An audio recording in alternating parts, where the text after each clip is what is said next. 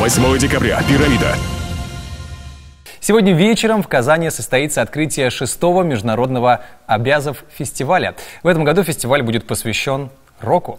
О том, что интересного ждет гостей фестиваля, мы поговорим с его создателем и художественным руководителем, главным дирижером Казанского камерного оркестра «Ля Примавера» Рустемом Абязовым. Доброе утро. Доброе утро. Рады вас видеть. Итак, фестиваль посвящен року.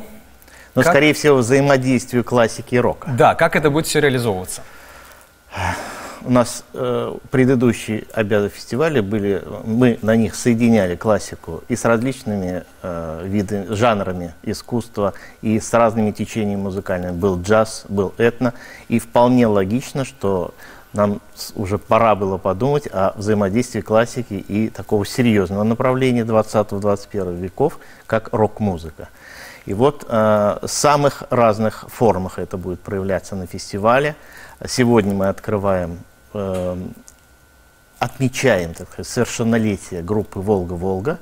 И специально были сделаны оркестровки для того, чтобы их песни. Но я должен отметить тут, что не те песни, к которым привыкли слушатели, каверы их, да, знаменитые, а их авторские песни. У них 3 альбома, даже 5 альбомов выпущено именно с авторскими песнями. И вот они звучат уже с участием камерного оркестра. Сами ребята были приятно удивлены на репетициях, как их песни звучали совершенно в новом таком саунде. Да? Затем 10-го приедет потрясающий певец, рок-певец России, это Николай Арутюнов. Я думаю, те, кто следят за проектом «Голос», они увидели и были в восторге от того, что он творил на этом проекте. Правда, мы с ним договорились о приезде задолго до того, как он участвовал в этом, потому что я специально съездил в Москву послушать его концерт и понял, что его в Казани должны услышать. Затем будет концерт 14-го, который целиком посвящен «Битлз». Причем мы будем очень интересно подавать. Есть в Казани группа под названием «Уиз», которая один в один Да, вот хотелось бы узнать, кто будет представлять. Поет песни «Битлз», а мы, оркестр «Ля Примавера», будем играть концерты Гроссо на темы «Битлз», на темы тех же самых песен, которые будет петь эта группа, которая написана канадским композитором Питером Брейнером. А еще несколько песен будет совместно исполнено. Так что весь «Битлз» вот такой будет необычно представлен. Кроме того, будет там группа «Гитара Магия», которая вообще очень интересное сочинение, которое навеяно Чайковским и «Битлз». То есть там будет сочетаться «Щелкунчик» и «Битлз». Очень забавно. Ну да, это интригующе звучит. Да. И завершаем мы 16-го, завершаем фестиваль. В первом отделении прозвучит рок-литургия легенды российского рока Олега Сакмарова. Мы как-то это исполняли, но тогда было не настолько масштабно, потому что в этот раз и хор участвует в этом. Это вот серьезное на целое отделение произведений крупное. А во втором отделении тоже сюрприз, который я лично с большим нетерпением жду. Это будет оркестровая версия знаменитого альбома Pink Floyd «Обратная сторона Луны». Ничего себе. У Pink Floyd очень много поклонников, и я думаю, что сейчас многие подумали, надо бы сходить, надо бы послушать, как это будет звучать. Вы много казанских музыкантов, музыканты из Петербурга. Из Москвы, как мы уже услышали, да. Вот по какому принципу выбирали? Ну, по принципу те музыканты, которые нам необходимы для того, чтобы исполнить эти программы. Понятно, что когда мы разговаривали с Арутюновым, я поставил такое, не то что условие, да, а пожелание, что, конечно, ближе к классике это арт-рок.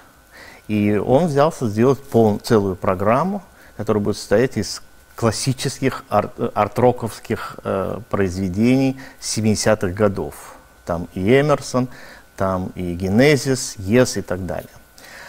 И вот, что касается рок-литургии Сакмарова, это он уже сам подбирал команду, которая это и исполнитель на дудуке из Санкт-Петербурга, это очень интересный вокалист, который, кстати, прославился тем, что, помните, был по России передача какая-то, где вот «Удивительные люди», да, и он умел любую песню спеть в обратном порядке.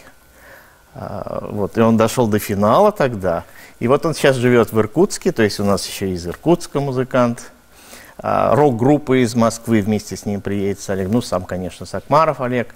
Так что вот для литургии это эти исполнители. Да. Когда мы начали делать оркестровую версию Pink Floyd, я понял, что без вокалиста знаменитого, который все-таки исполнит голос, мы не обойдемся, и пригласил Алину Шарипжанову. Я думаю, что у нее это блестяще выйдет.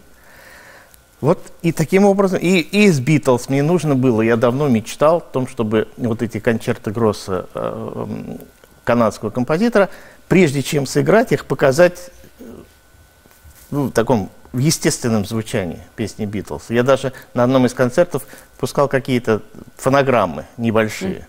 А здесь, когда есть люди, которые могут живьем очень похоже спеть, это будет, мне кажется, очень интересно. Ну, давайте еще разок напомним даты. Сегодня у нас открытие фестиваля. Сегодня открытие с «Волгой».